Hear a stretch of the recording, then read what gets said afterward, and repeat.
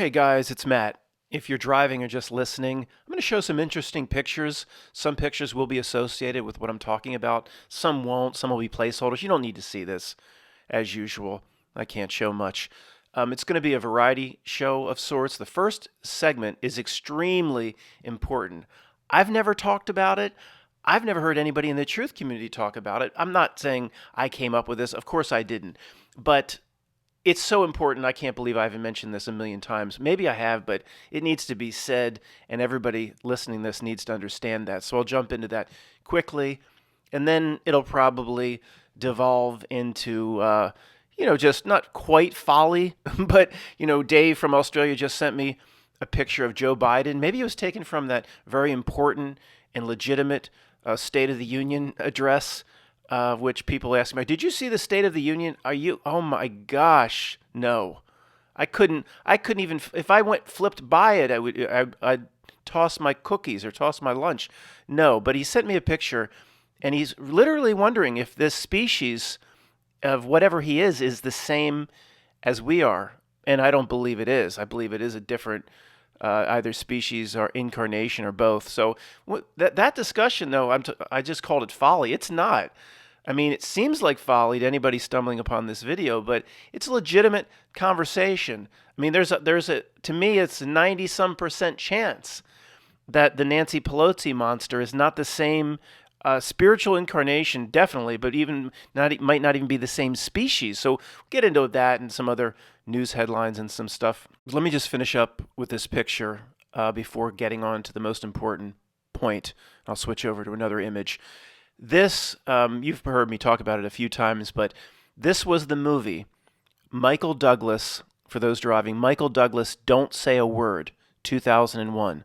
Michael Douglas, Don't Say a Word.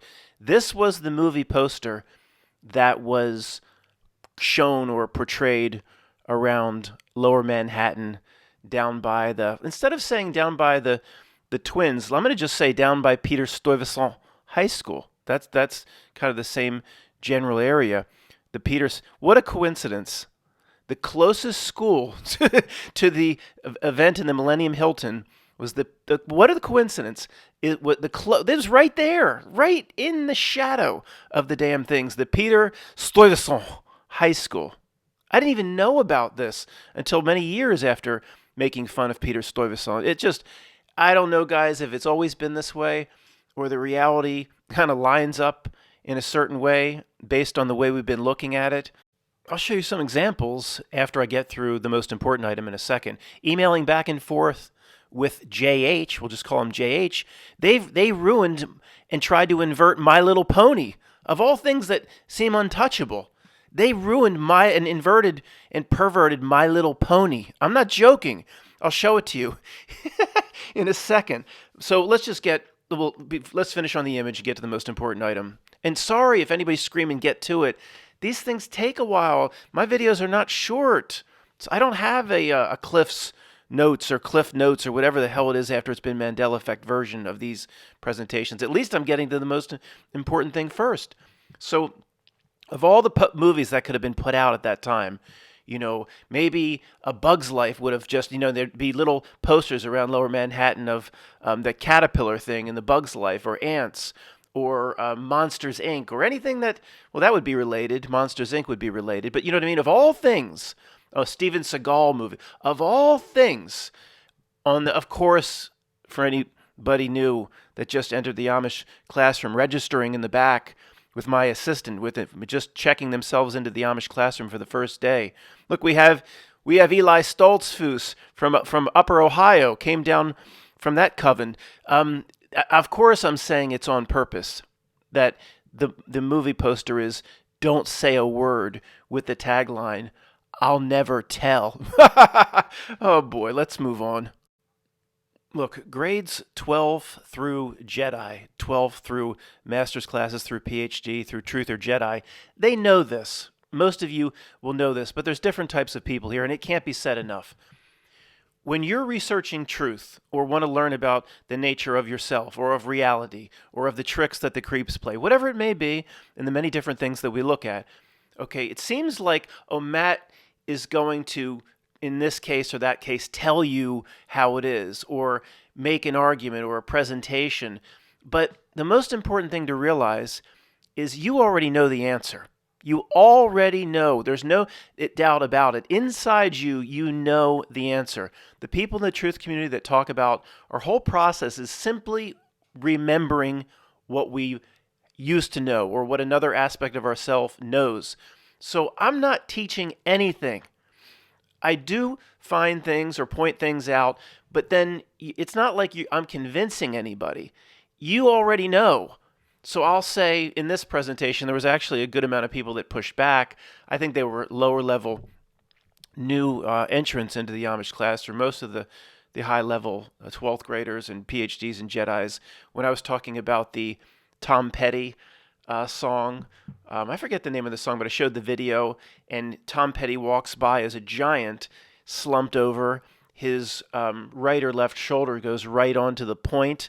If anybody's driving, I'm showing that image from the Tom Petty video, the cartoon, where it shows the Chrysler building with the giant point on top, which to me and others is a representation of the most current event, the top of the Empire State Building, which of course they always just tie it back to the other major event in 2001. So I made the presentation. Tom Petty walks by through New York as a giant. His right shoulder, whatever shoulder, I guess it would be, in this case it would be his left shoulder, hits the top of the point, which is a representation of what is being facilitated now using the hobo code.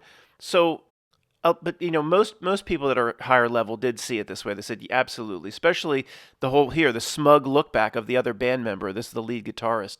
He looks back smugly. You can't see Tom Petty, but in this picture, but he walked by. His left shoulder hits the top of the point, and then you get this smug look back from this guy. And this is one of hundreds of thousands of items of truth that I might have presented over the years, or I see that somebody told me PK Truth is back, or Russian Vids, or whoever it may be. We're not teaching you anything you already know. And it's that inner knowing, and just keep telling yourself that. You already know. So the higher level people, they're not being convinced of anything. They just hear Matt make a presentation, and then they go, yeah, that's right. Yeah, I can see that. They already know. It's not where the lower level people might not be tuned as well. If you see what I'm saying, they might need Matt to make more of a Matt. Why do you keep talking about yourself in the third person? They might need me to talk about Brittany, be quiet.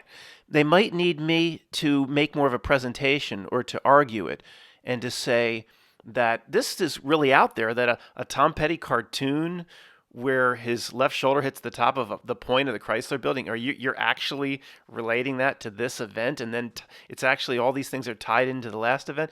And let me lower level person that just checked themselves and registered in the Amish classroom. Let me make a case to you. They're not tuned to it. But then over time, as you put the work in, the higher level people they either immediately say, I'm wrong, and they know inside they're wrong. But when we get things right, we have incredible consensus. Many people, when I get things right, maybe you don't like this example, it doesn't matter. You'll go, yeah, that's right. Yeah, I can see that.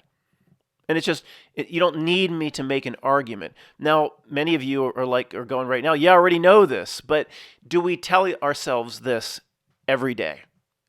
We all of us need to keep really reinforcing, we already know what about this thing about the Tom Petty video? No, we already know everything.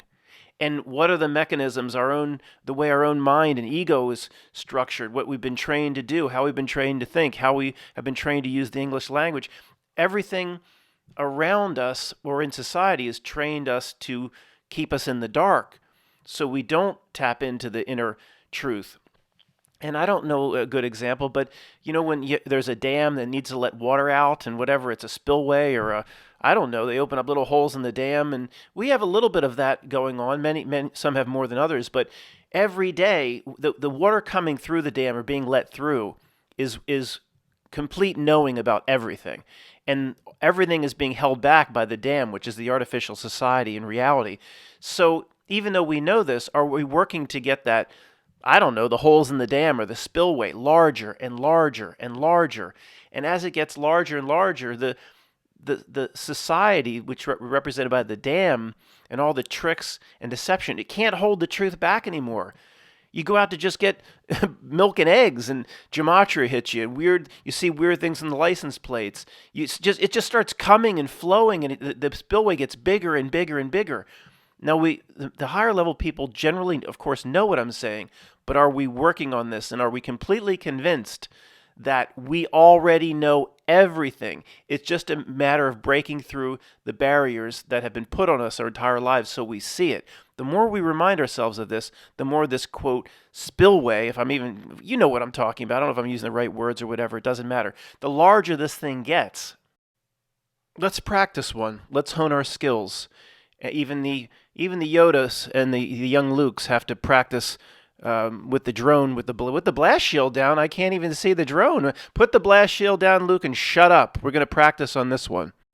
As some of you may know, this picture is a Dream Theater, the band Dream Theater album cover. If you're driving or just listening, it's hard to describe. It's a simple picture. Let me try my best. You know, if you're in a plane and you're flying above the cloud cover just looks solid. It looks like if you were to jump out the plane, you'd actually land on the level plane of marshmallows. You're up in the air 20,000 feet, and a plane fin from the tail has broken through the top of the clouds. So it looks exactly like the Jaws shark fin when it breaks through the surface of the water. That's all you see of the plane, just like that's all you would see of Jaws, the shark fin above the water. The water here is the cloud bank. But there's a guy on a unicycle going from point to point, and there's a rope strung across the sky, and a guy above the fin of the plane tail on a unicycle. Okay, that's the best. It's hard to describe, I guess. Now, in terms of who's listening to this, we have the whole sliding scale going on right now. Down to one side of the sliding scale, I'm sure somebody's yelling at me, rising up out of their bubble bath, saying, Matt, every album cover with a plane wing or a plane on it is not all related to the convenience store in 2001. I mean, okay.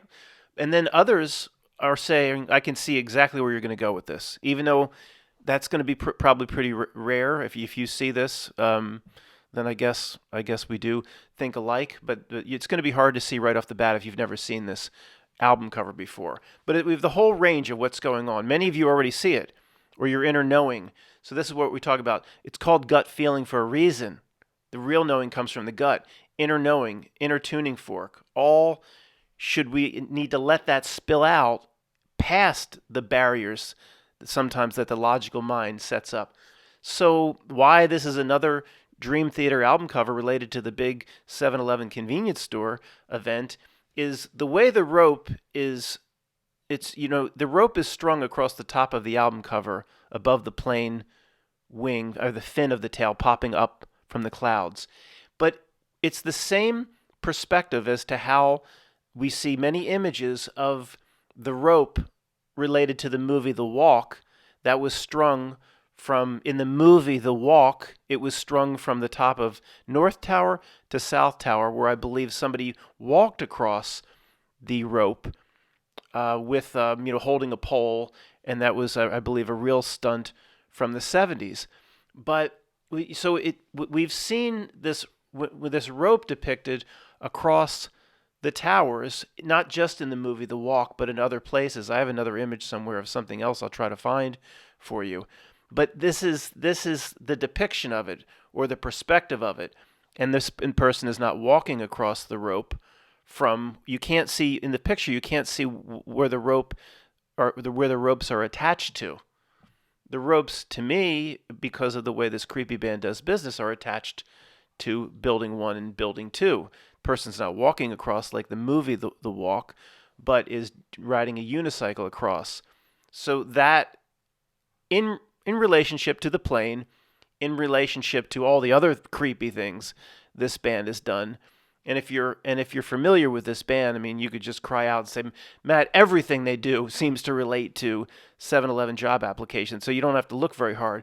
But this might not be the best exercise, but at some point in what I just presented, and it was presented poorly, but I'm not going to re-record it, many of you just say, I could see that. You saw it, and it wasn't because I made a convincing presentation. The presentation was pretty horrible, but you saw it. You already knew the answer, and that this is what we have to develop and hone. And we have, oh my gosh, what are we? Even the top level of us are using 5 to 10% of these abilities. What if we could get it to 95% of these abilities?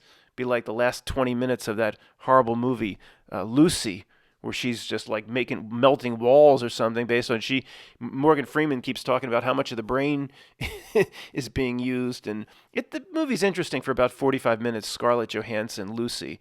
Once you get the gist of what's going on, it gets pretty bad, but it's worth watching for the first 30 or 40 minutes. And the theme is pretty interesting. If you're using 95% of your brain, basically you just can break down the entire matrix, probably.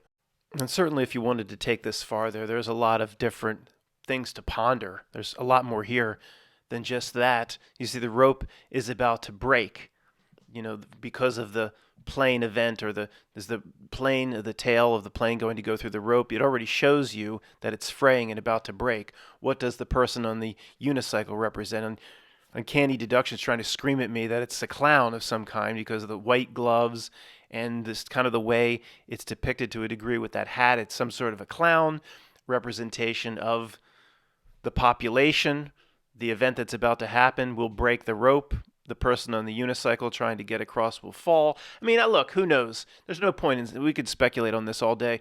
When it comes to a band as creepy as Dream Theater, there's always more than even what I just presented. But what's the point?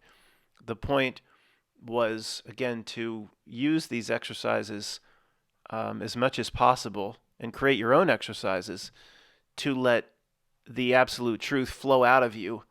And you have the answers to everything. We all do, to everything. It's just breaking down the walls that this artificial reality and society is built to block the truth from us. That's one of the, if it's not the base purpose of life, it's one of the absolute base corner foundation stones of life itself, is we know everything, and the whole reality from the day we're born creates a trick to hide it, and can you break through it? Here's another reason why the Yin Yang symbol is number one. It rules over all symbols to me, and why there's tremendous good happening for us in these horrible times. Tremendous good news for us, for the few that can see.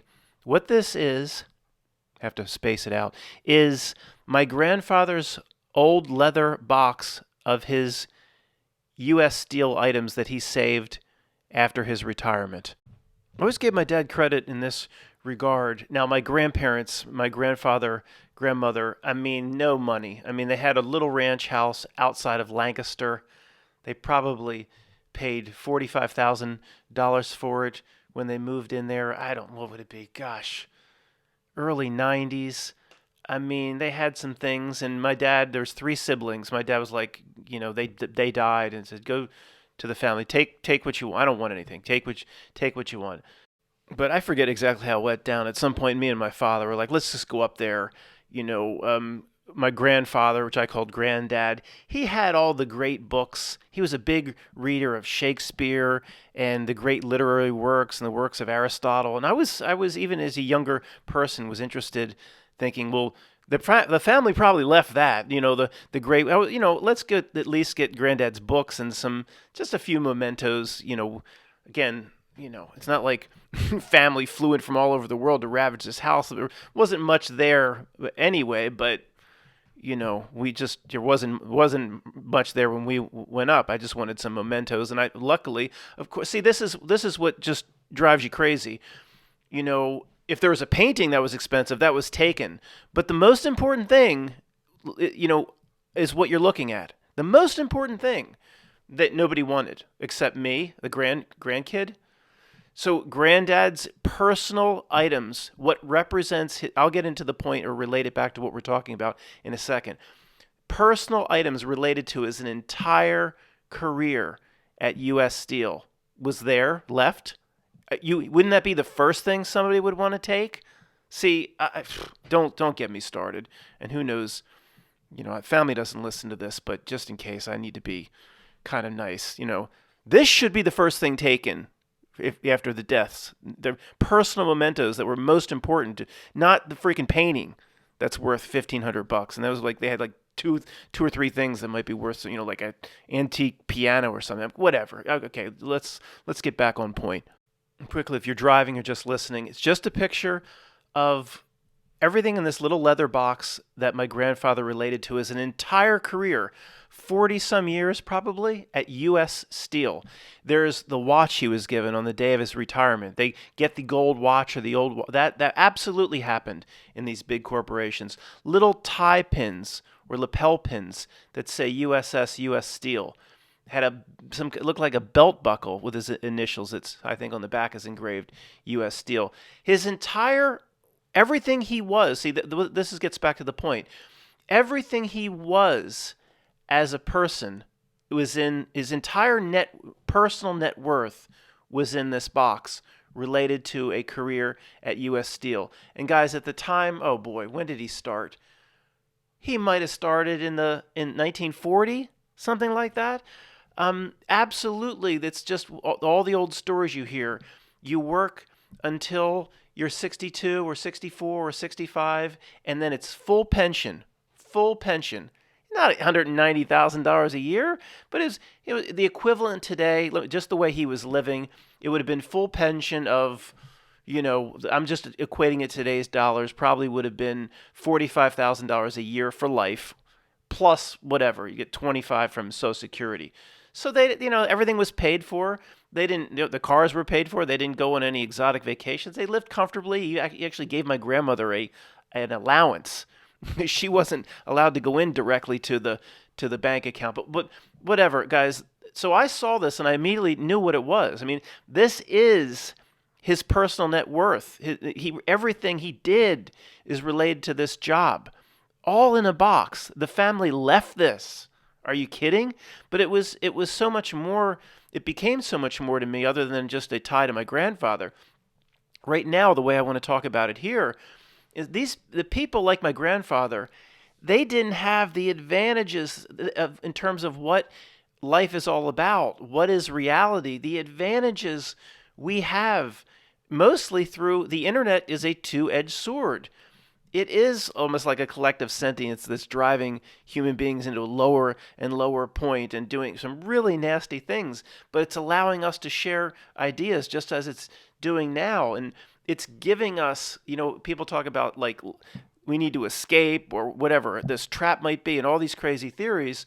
We have the best chance because of all the information we have. We are in a tremendously powerful position. Now look, the reason I'm showing this image, look at my grandfather. If you want to say this is a trap or reality is a trick, the same puppet masters have been here, always probably have been here. What chance did somebody like my grandfather have to figure out anything? Think about it. Okay, a few huge thinkers are going to break through the facade of reality and see the Matrix Code, or some people that have done some ayahuasca and some huge hippie thinkers. But for the most part, there's no internet. There's nowhere to share ideas. And somebody's screaming at me. I hear you saying, Matt, there's an internet now, and 99 or whatever % of people won't ever watch your videos. They won't wake up to the truth that we're awake to. I hear you. The 99% doesn't use the tools that are available now, but we have. And collectively around the world, we're in the millions at this point. Millions, maybe not exactly where we are, but people that just see that this is a gigantic trick and deception, it's in the millions. And when, say, the day this stuff was put into this little box, my grandfather, there might have been, a few thousand people awake in the world. We have such a huge advantage today. Work every day. The only thing available to him was the day of retirement. You got the Gruen watch. Gruen watch was a big deal back in, when would we have retired? He probably retired, I don't know, like 77, something like that, or 76 or 75, I don't know. But the Gruen watch, and you can just see, the room would be U.S. Steel managers and everything. It would be 95% men, and the old guard of people that lived right through World War II, and I can see somebody at the podium. It's a little 1 hour roast of my grandfather, his retirement dinner, and saying, "Hey, you're getting the Gruen watch. James, this is the watch that the watch that James Bond wore." And I don't know if it's the exact model, but you can see them saying that. And he gets the watch. And I have this watch. It is not. It's. I mean, Gruen at the time was a good name in watches. It was probably a pretty big deal, but it's pretty cheap. Okay, it really is. That is not real. It's not a real watch. Is heavy. It's cheap. Okay, it just in today's dollars, a $250 watch. That's what they gave him after 40 some years. Thanks for coming. It's not an Omega. Trust me, it's not a Tijuana back alley, knockoff that after you come out eating your chimichangas, they said, you want to buy this for $4 or $5. It's not that. But I've had those wares pushed on me before. It's not that, but it's cheap. And you think this is the culmination of an entire work career and a man that has been brainwashed as most of society has into thinking this is the center the center of his universe is his work career. So what this box means to me now and for the last few years is, what chance did he have? What chance did he have if you need to do certain things for yourself here, or you're a Saturn Moon Matrix person, you need to escape, or whatever it may be? I guess the no consequences people will have their say that there's no consequences for us now, no consequences for him. But several people disagree. If there is, or you do have to do certain things, what chance did he have if you do have to do those things? I mean, yeah, he was told his whole life this is the top thinking in his great books, and we went up there and I did get some of the hardback bound books like Plato taking notes on behalf of Socrates, or the works of Nietzsche, or great thinkers like Immanuel Kant. But this is all he had access to. Everything was mainstream. Only if you really investigate, is there anything else out there? And just by playing it safe in terms of what his society and education and schooling taught him was the greatest thinkers, he didn't even go looking for what else was out there, at least. And what I think about some of these works is just another layer of deception, but he's not even looking for Madame Blavatsky's theosophy stuff, or theosophical or theosophical. I can't even say the damn word society. He doesn't even know that Manly P. Hall lectures even exist. He never heard of no Tibetan Book of the Dead. Whether it's mostly a deception or not, we can pull the truth out of it. If you talk to my grandfather about the emerald tablets of Thoth, he'd probably think it was a new candy bar. He didn't.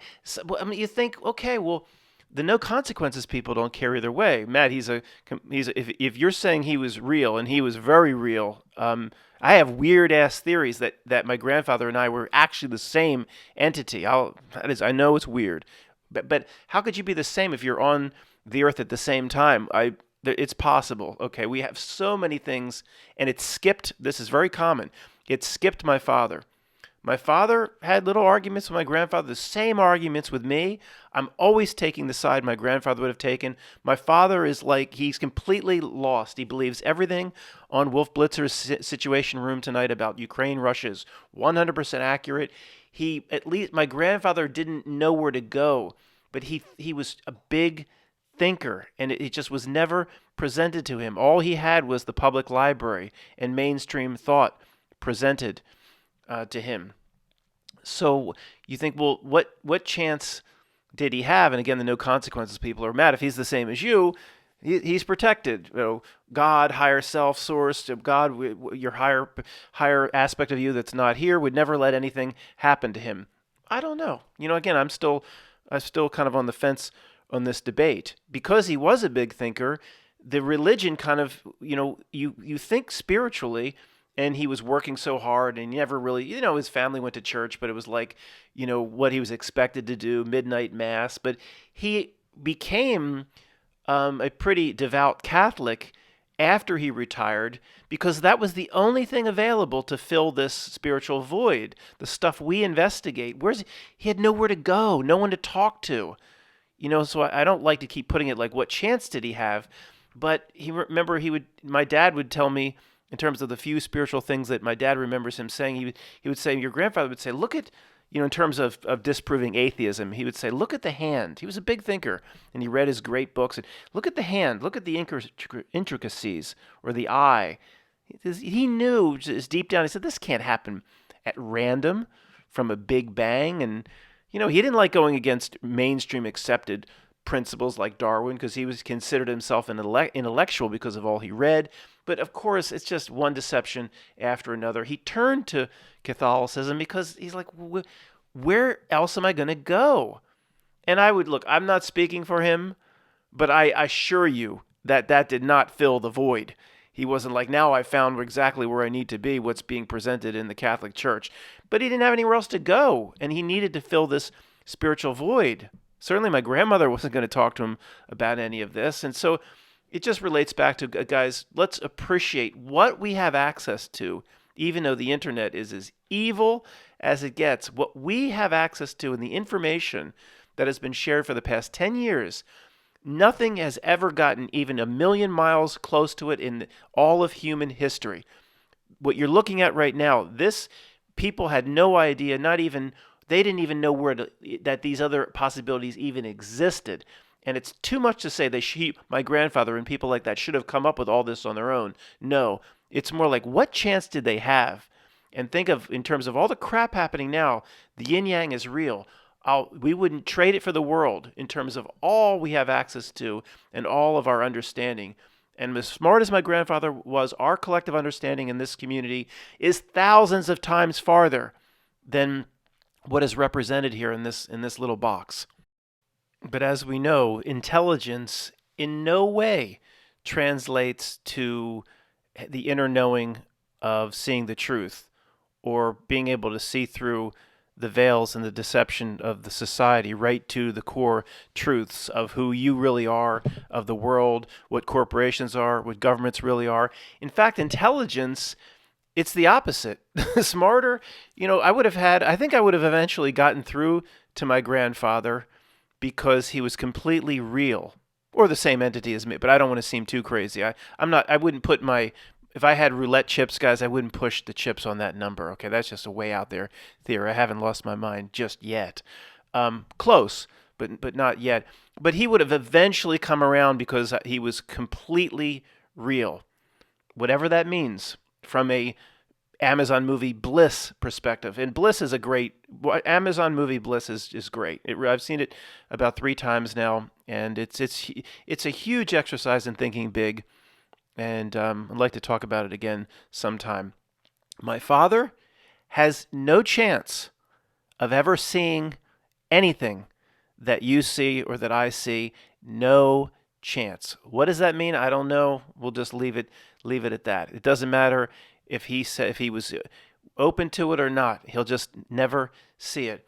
So getting back to one of the main point, and I was going to go on to a bunch of other topics, but guys, I decided to bring in my grandfather's box, and I thought it would devolve into complete folly at this point, and it hasn't. Hopefully not. Hopefully you don't believe it has. And so we'll just keep it serious and do the other stuff later, or do an old-fashioned radio show soon. But another, the inner knowing exercise, doesn't matter how smart my grandfather is. He saw this interview, I'm sure, saw it on the news or live or whenever they filmed this. My grandfather, he was probably reading Immanuel Kant at the time, and in the bathroom was Moby Dick, and all that reading, and he wouldn't be able to see through this. He hadn't trained himself to see through this. Hadn't trained himself to tune off the frequency. He saw a really, really tragic, a sick governor in bed. That's what he saw. Where we've tuned ourselves, where we see this, even if you're not familiar with it, Governor Conley's speech with his wife sitting by his side, and you've tuned yourself to a certain frequency, within 5 seconds you go, this is absolute bullshit. Who would believe this horse shit? You gotta be kidding me. He's moving his pillow around behind his neck. He took the magic bullet. Did he take 2 magic bullets? And he says, I got to do it, guys. I love to do it. I'm going to do it. There's only a few things to keep me sane. So he says, There's just 30 seconds or so before that horrible, horrible event. My wife here, Nettie, Nellie, whatever your name is, she turns and says, Mr. President, I guess you can't believe now that there aren't some here in Dallas that truly love you. And Mr. President turns to Nettie or Nellie or whatever her goddamn name is. He says, before the decade is up, we're proposing to put a man on the moon. He said that? No, you're mixed up, Governor Conley. He wasn't talking about putting a man on the moon by the end of the decade. What did he say back to Nettie or Nellie? He says, Nellie, you're right. Now, it doesn't take a high level of inner knowing to look at a bedside interview there or whatever happened with Ruby running up to Oswald and to see through this. That's a bunch of horse shit. It doesn't take a high level of inner knowing, a fine-tuned skill or palate to notice that horse shit. We just have to break through a few veils and say this world isn't what it seems to be. But when you tune it in, it does take a higher level of perception where you have the floodgates completely open to potentially see that in a split second scene in Matrix 4 was intentionally out to mimic a certain, we'll just say, jumping scene, but also to mimic the Hanged Man tarot card in a scene in Matrix 4 that took 1/2 of 1 second. That does take a little work. Or Matt, the other possibility is you're completely nuts. That is another possibility. Until the next time, see you guys.